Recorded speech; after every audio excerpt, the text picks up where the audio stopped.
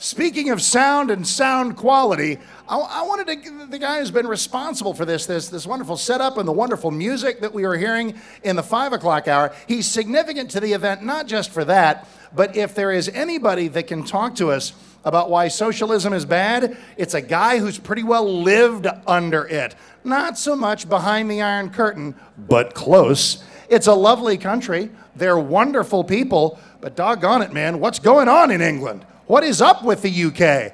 Our guy can tell us, our sound guy, Dave from London.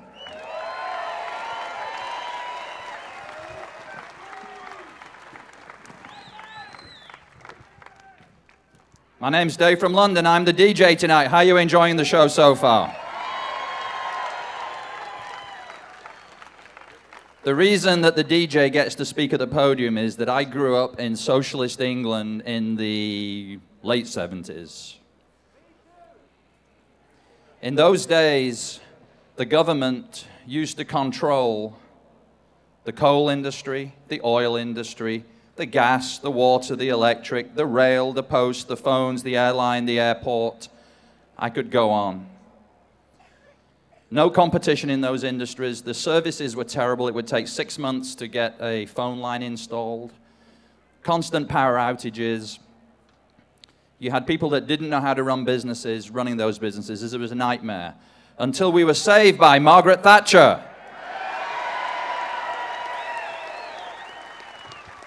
Margaret Thatcher brought the American dream to England. I moved to America thinking I'd get more of the same, and now look what happened. I'm going to talk a little bit about capitalism and socialism. As was just mentioned, I lived under socialism as a teenager and in my early 20s. And England is not too different than America. Again, this is not Cuba or Russia. This is England. We get the Oprah Winfrey Show. We had Dallas and Dynasty. We have Coca-Cola. We don't have Dr. Pepper, though. This is what you say to somebody when they talk about socialism. Ask them, where on this planet has socialism ever worked? Socialism has never worked on planet Earth. How many more times are we going to have to try this? It's unbelievable to me that we're in this situation. Capitalism means better and cheaper goods and services for everybody.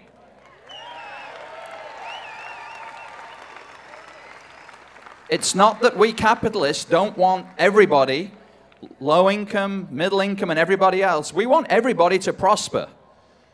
How about DVD players at $20? How about food at reasonable prices in the stores? That is the social aspect of capitalism, low costs of goods and services.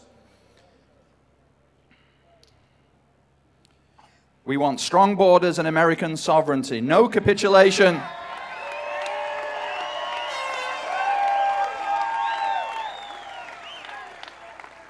Socialism is like joining the United Nations.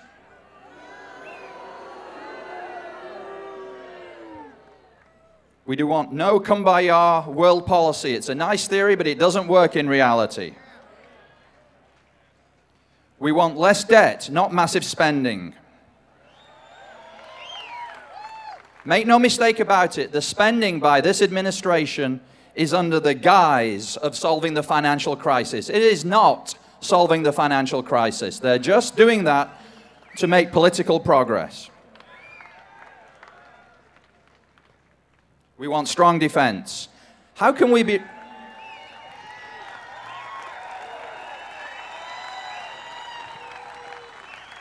How come we are reducing the missile defense spending when the Koreans are launching missiles at the moment? It's unbelievable.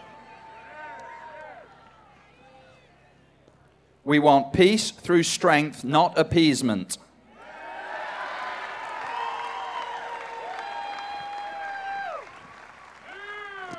How many people know the expression, peace in our time? Raise your hand if you know that expression. In the late 30s, the British Prime Minister Chamberlain went to speak to nice Mr. Hitler. And he came back and gave a famous speech called Peace in Our Time, when he said to the English people, "I've spoken to Mr. Hitler, and even though he just invaded Czechoslovakia, he's promised he's only doing that because it's kind of part of Germany, and he's not going to invade anybody else." Well, guess what? 9 months later, he invaded Poland, and the Second World War started. You cannot negotiate with the crazy people.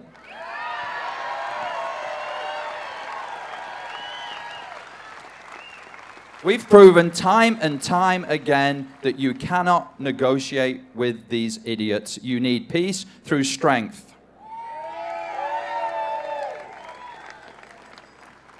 Everybody wants a clean environment, but not if it is a risk to our prosperity.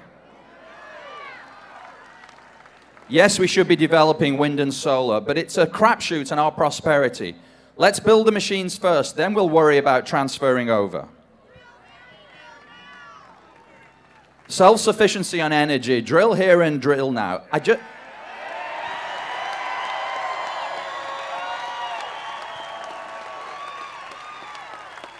just don't understand it. We got more oil in America than in Saudi Arabia, and why we're not drilling for it is beyond belief.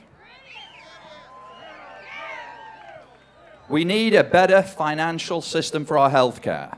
However, we do not want national health. Let me tell you about the national health system. So you show up in England and you need a bypass operation. Well, they're going to say you've only got a partial blockage. You can wait 3 years. Or you need a certain cancer treatment, but the drugs are too expensive for the national health system, so you can't have the drugs that you need. People die every day in England waiting for the treatment. Yes, we need to change the finances of our system, but we do not need a government-run financial system.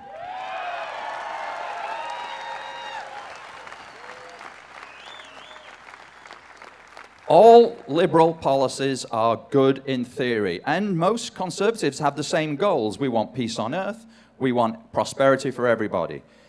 But it's the policies of the liberals that just don't work.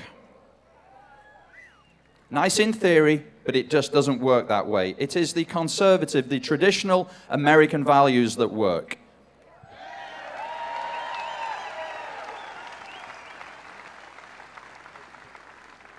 Socialism wants global equality. Let me tell you, global equality equals loss of American power. That's just the truth of it. You want to play nice with everybody else and be equal, it means loss of American power.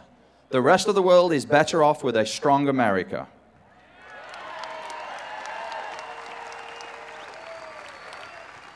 When the pilgrims from my country originally came to America, they all shared their salary. They all worked all day long in the agriculture, and they divided up the money. The slackers realized they could work less and still get paid the same amount of money. And then more people became slackers. So they realized the system was spiraling down. There was no productivity. Then they decided to let each man take home the fruits of his own labor, and there was born American capitalism, the strongest economic machine on earth.